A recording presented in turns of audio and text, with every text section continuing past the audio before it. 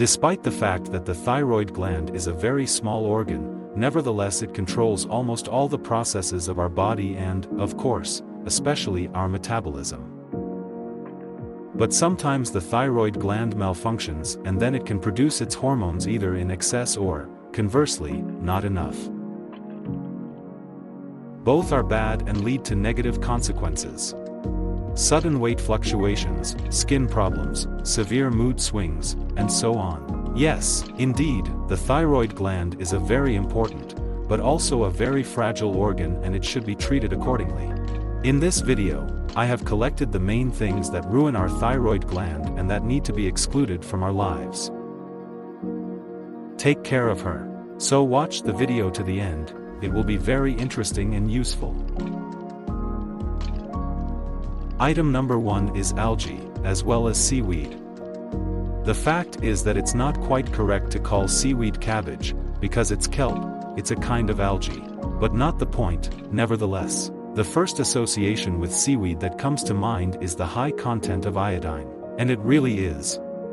It would seem that iodine is useful for the thyroid gland, but there are actually nuances here. The fact is that the lack of iodine is what is harmful to our thyroid gland, and its excess actually causes much more harm than good. And in some diseases of the thyroid gland, doctors directly prohibit eating any iodine-containing products. First of all, of course, this is due to hyperfunction of the thyroid gland, that is, when it produces too many thyroid hormones. But even if you don't have hyperfunction, you can still overdo it, and here you need to be careful not to eat these foods too much, because it can disrupt your natural balance.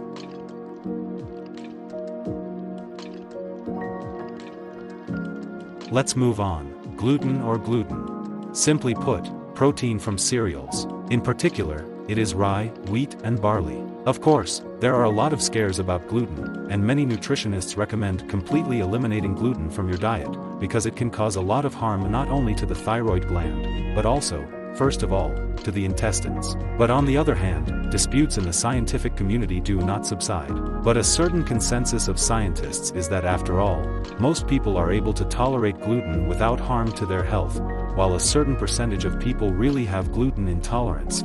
It even has such a name as celiac disease and they can't use gluten at all. And recent studies show that celiac disease has a connection with thyroid diseases. So those people who had interruptions in the work of this organ, switching to a gluten-free diet, experienced improvements. And yet, if you normally tolerate cereal plants, then most experts do not recommend completely eliminating gluten, but nevertheless it may make sense to limit them somewhat in the diet.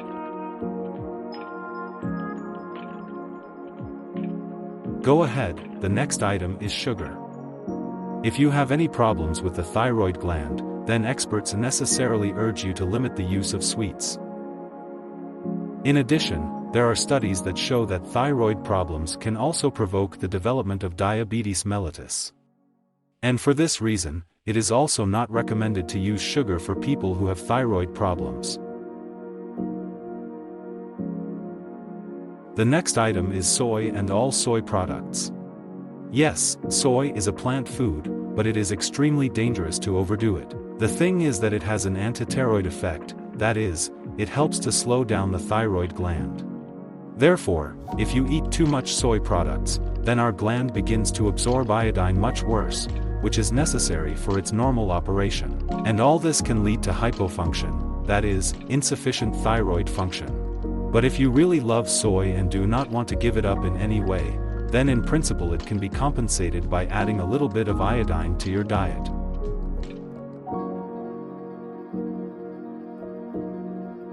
The next point is cruciferous vegetables and too much passion for them. The fact is that recent studies have shown that if you eat raw vegetables from the cruciferous family, it negatively affects the functioning of the thyroid gland.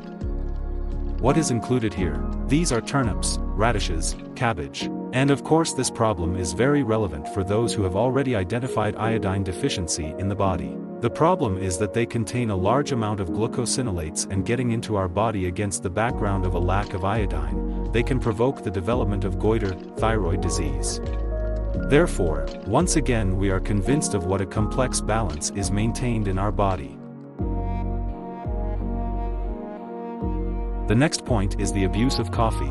And here it is necessary to make a reservation. After all, not only coffee, but also caffeine in general. Well, because coffee is the most popular source of caffeine. But also caffeine is found in tea, and in black and especially in green, as well as in bitter chocolate. If it's real chocolate, they don't understand what. And of course, there is also a lot of caffeine in energy drinks. So the thing is that excessive coffee consumption provokes increased production of the stress hormone cortisol, and it will negatively affect our thyroid gland. Of course, if you drink 1 cup of coffee in the morning, then nothing terrible will happen from this. But the problems begin if you drink too much coffee.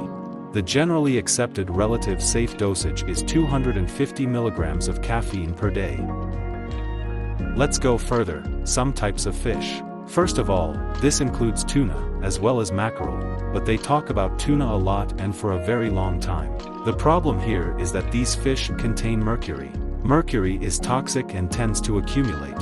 Yes, the mercury content in tuna is still not so colossal as to be poisoned immediately, but if a person regularly consumes tuna throughout his life, then this may already have an effect at some point. Moreover, even pregnant women are not recommended to eat tuna, because it can negatively affect the baby.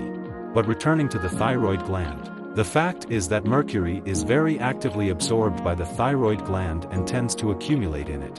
And all this will lead to a violation of the production of thyroid hormones in normal amounts and, of course, increase the risk of autoimmune diseases associated with the thyroid gland.